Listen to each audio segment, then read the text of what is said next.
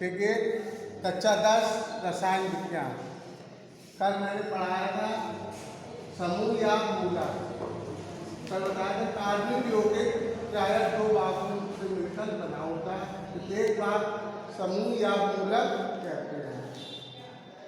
मान लीजिए कार्बनिक यौगिक R तो इसके दो भाग हैं, एक R है एक X है।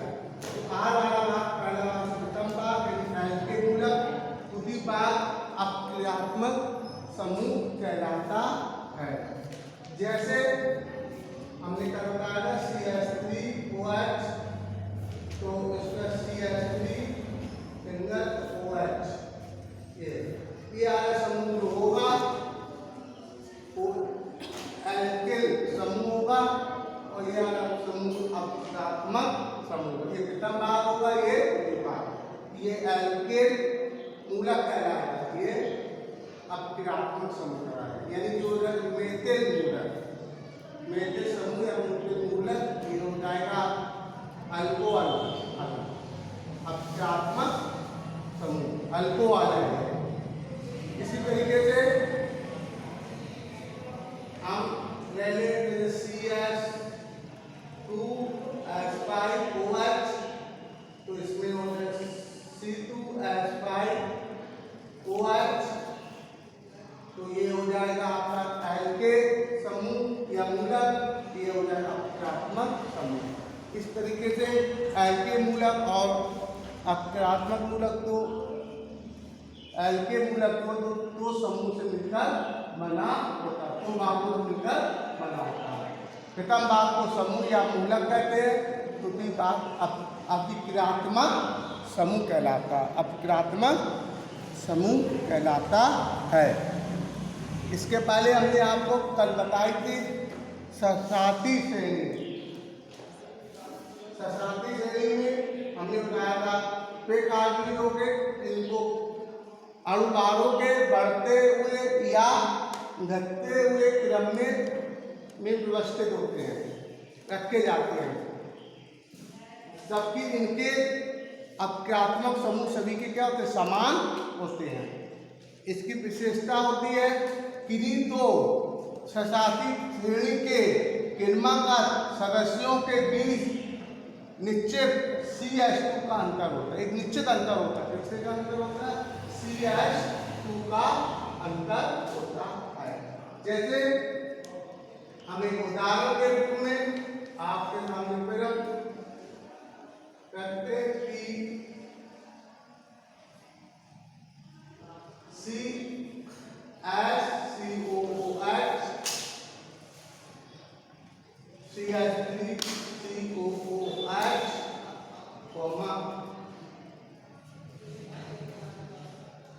C2H5COOH, तो इस सबके अपक्रियात्मक समूह COOH है, लेकिन इसमें अंतर कितने का है?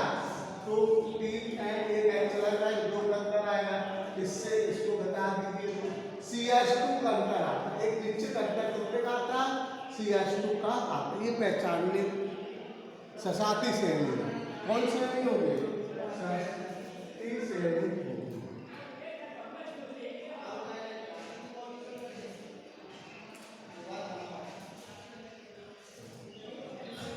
इस तरीके से हम आपको पूरा रिविजन करवाते हुए अब हमने बताया कार्बनिक यौगिक का वर्गीकरण। कार्बनिक यौगिक के वर्गीकरण में मैं आपको बता चुका हूँ, आप लोग पढ़ते नहीं हो, पढ़ना चाहिए, याद करना नहीं तो सब आने लगेगा। कार्बनिक यौगिक का वर्गीकरण हम सब पाँच के अप्रैल में लिखवाया। कार्बनिक यौगिक को दो भागों में तोड़ा गया है। एक खुली श्रृंखला वाले यौगिक या खुली श्रृंखला वाले यौगिक को विवृत श्रृंखला वाले यौगिक, कौन से कहते हैं? विवृत श्रृंखला वाले या खुली श्रृंखला वाले यौगिक ही एलिफैटिक यौगिक कहलाते हैं। कौन से यौगिक कहलाते हैं? एलिफैटिक यौगिक कहलाते हैं। दूसरा भाग होता है चक्रीय यौगिक यानी बंद श्रृंखला वाले यौगिक, इनको हम संपृक्त श्रृंखला वाले यौगिक कहते हैं। कौन से हम इस तरीके दो भागों में इसको तोड़ा गया। अब हम आ जाते खुली श्रृंखला वाले योग। खुली श्रृंखला वाले योग को दो भागों में तोड़ा गया। सब कॉपी में लिखा हुआ समझाया चित्र द्वारा। खुली श्रृंखला वाले योगों को कई भागों में तोड़ा गया? दो भागों में। एक पहला भाग है संतृप्त हाइड्रोकार्बन, दूसरा भाग असंतृप्त हाइड्रोकार्बन। अब देखिए संतृप्त हाइड्रोकार्बन को ही हम एल्केन कहते हैं। क्या कहते हैं? एल्केन। यानी कि इसमें कार्बन वे खुली श्रृंखला वाले होंगे जिसमें कार्बन परमाणु केवल एकल बंध द्वारा जुड़े होते हैं, वो होते हैं एल्केन यानी संतृप्त हाइड्रोकार्बन। अब असंतृप्त हाइड्रोकार्बन में के दो भाग होते हैं, एल्कीन और एल्काइन। एल्कीन और एल्काइन। अब एल्कीन में होता है, दूसरा भाग होता है एल्काइन।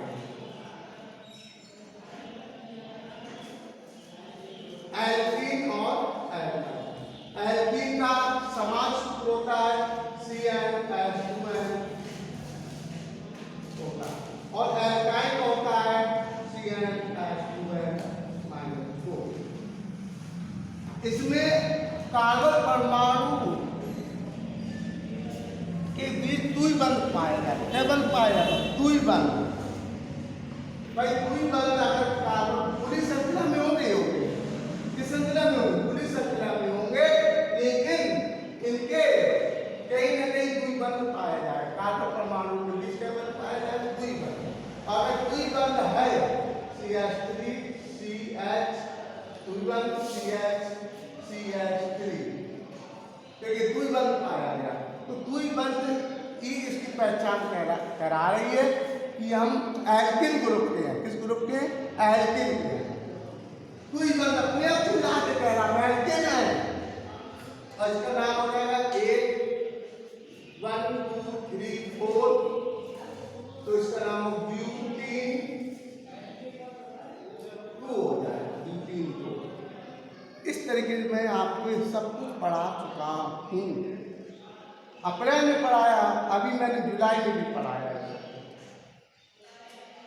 ना स्वयं पढ़ना पड़ेगा तभी आएगा। अब इसमें कार्बन परमाणु 3 बंध द्वारा जुड़ा होगा। कहीं न कहीं 3 बंध द्वारा जुड़ा होगा और केवल बंध लगा होगा। क्या होगा? और केवल बंध लगा हो, खुली श्रृंखला में होंगे, केवल बंध लगा हो और सब केवल बंध लगा हो तो अपने आप समझ जाइए एल्काइन ग्रुप का। किस ग्रुप का? एल्काइन का। जैसे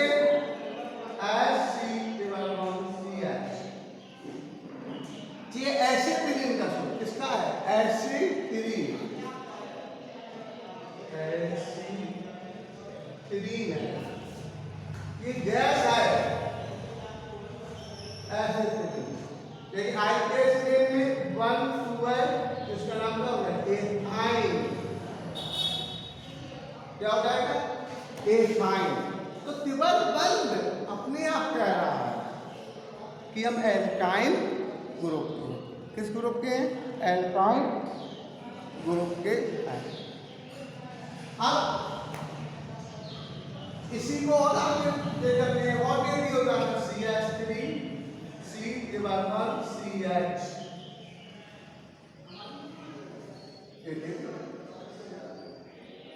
तो ये भी 1 2 3 और देखिए केवल बंद आया, केवल बंद अपने आप चिल्ला रहा है कि हम एल्काइन ग्रुप के हैं। किस ग्रुप के हैं? एल्काइन।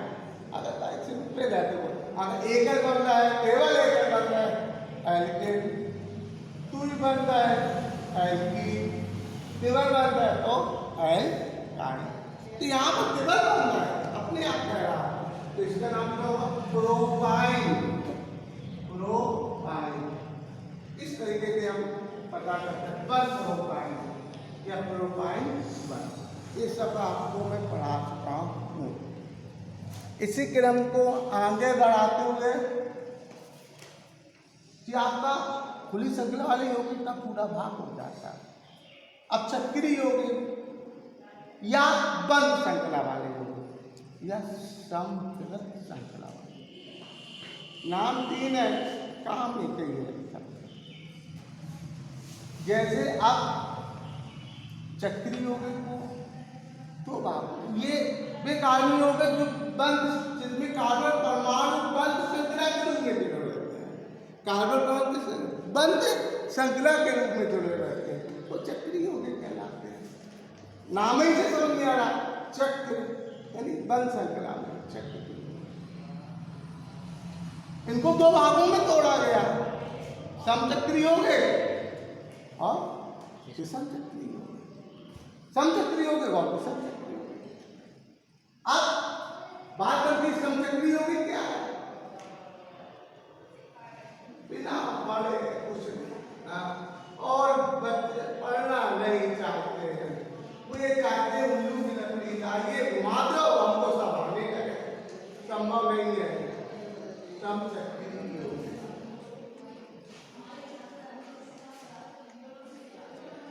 समचक्रीय यौगिक मैंने बताया है। अरे बेचक्रीय यौगिक, बेचक्रीय यौगिक जिनमें कार्बन परमाणु के अतिरिक्त अन्य कोई परमाणु नहीं पाया जाता है। कॉपी में लिखा है, एक बार पढ़ लो सब क्लियर हो जाएगा। मैंने क्या बोला, दोबारा क्यों बता रहा हूं मैं, क्यों तुमको याद हो जाए। मैं पता कोई याद नहीं करेगा ना कोई पढ़ेगा तो देखिए समचक्रीय यौगिक क्या होता है, बेचक्रीय यौगिक जिनमें कार्बन परमाणु के अतिरिक्त अन्य कोई परमाणु नहीं होता है, समचक्रीय यौगिक कहलाते हैं। समचक्रीय यौगिक कै भागों में तोड़ा गया, दो भागों में। समचक्रीय यौगिक को दो भागों में तोड़ा गया। तो पहला एक भाग हो गया, कौन सा भाग एक बताया, एलुमैटिक यौगिक। कौन सा भाग बताया तुमने पहला, एलुमैटिक यौगिक बताया, एलुमैटिक यौगिक।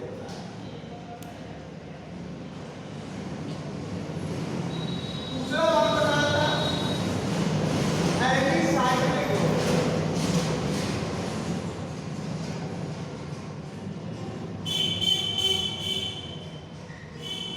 ये दो भाग एलुमैटिक और एलिसाइक्लिक।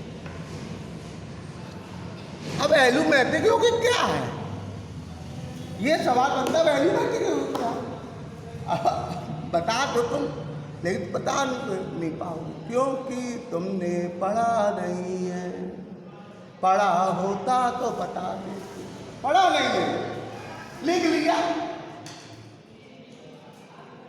एलुमैटिक यौगिक क्या है, एलुमैटिक यौगिक क्या है, अरे बेचक्रीय यौगिक, बेचक्रीय यौगिक जिनमें एक विशेष प्रकार की गंध आती है, रिक्वायर आती है, बेचक्रीय यौगिक जिनमें एक विशेष प्रकार की गंध आती है। इसमें कार्बन परमाणु की संख्या 6 होती है। क्या होती है, 6। देखिए कॉपी में लिखा होगा, इसमें कार्बन परमाणु की संख्या क्या होती है, 6। इसमें कार्बन परमाणु, ये भी लिखा, इसमें कार्बन परमाणु एकांतर क्रम, किस क्रम में, एकांतर क्रम में, एकल बंध व द्विबंध द्वारा जुड़े होते हैं। एकांतर क्रम में एकल बंध व द्विबंध द्वारा जुड़े, इन्हें हम समचक्रीय यौगिक कहते हैं। इसके उदाहरण दिए मैंने, चित्र बना बताया, बेंजीन और फिनोल। पिक्चरें कम लिखी है, पिक्चरें क्या, लेकिन हमने बेंजीन लिखा है, बेंजीन यानी सी सी सी सी सी, इस तरीके से देखिए 6H और 6C हो गया। अब देखिए चारों तरफ बंद है, इसे चक्रीय हो गया। एक कार्बन परमाणु एकदम 4 बंध से जोड़ा रहा है, कार्बन कई बंध जोड़ा है, 4 बंध से 25 का बताए, क्योंकि कार्बन परमाणु का निर्माण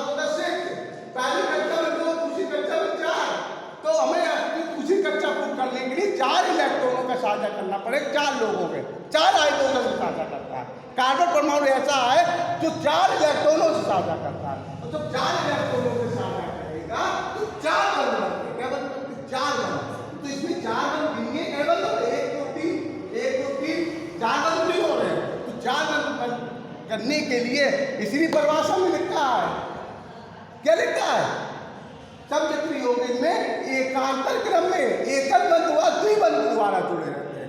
एकांतर क्रम में एकल बंध व द्विबंध द्वारा जुड़े रहते हैं। इसलिए एकांतर क्रम का मतलब ही है एक छोड़कर एक कहीं भी शुरू कर दीजिए, यहाँ द्विबंध किया गया, एकल या द्वि, या एकल या द्वि, लीजिए हो गया। अब देख लीजिए अपनी बैलेंस हो गया होगा, कार्बन के 4 बंध हो चुके होंगे। तो इसमें क्या है? कुछ नहीं, लेकिन पढ़ना नहीं है, पढ़ते नहीं है।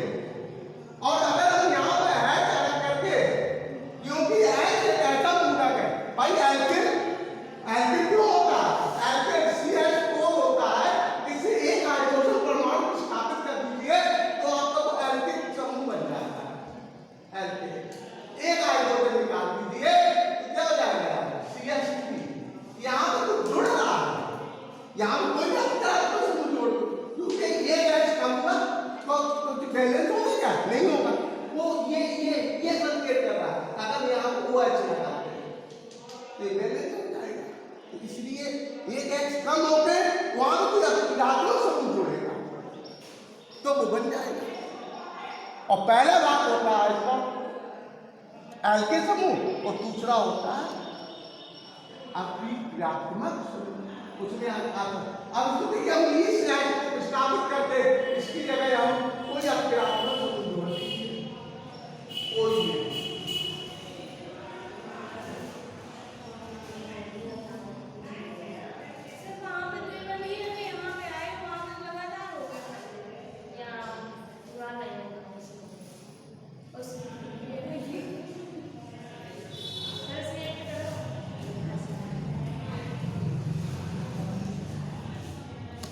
देखिए इसमें भी यहाँ OH लगा दो बस,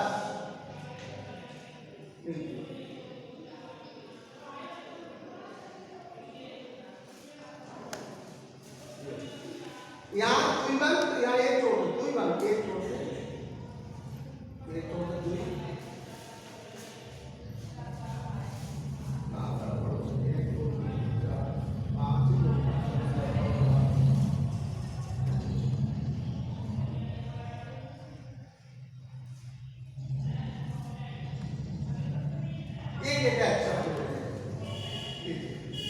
ये फिनोल होता है। इस तरीके की समचक्रीय यौगिक होता है। एलुमैटिक कौन से यौगिक होते हैं? एलुमैटिक यौगिक। अब आई एलिसाइक्लिक यौगिक। एलिसाइक्लिक यौगिक वे चक्रीय यौगिक जो एलिफैटिक यौगिकों से समानता रखते हैं। एलिफैटिक यौगिक क्या समानता रखते हैं भाई? क्रियाओं का, जिसके रासायनिक गुणों में समानता पाई जाती है, वो ये एलिसाइक्लिक यौगिक कहलाएंगे। ठीक है, ये सब मैं लिखा चुका हूँ, ये पढ़िए आप लोग। आज विषम चक्रीय यौगिक है, स्टॉप करो। ये देखिए यहाँ पर एलिसाइक्लिक यौगिक में वे चक्रीय यौगिक जो एलिफैटिक यौगिकों से समानता रखता है, ये सब कॉपी लिखता है, वो एलिफैटिक यौगिक कहलाता है। इस तरीके से आपका पूरा है, इसको पढ़िए आप लोग घर में बैठकर, तब वो आएगा। ठीक है।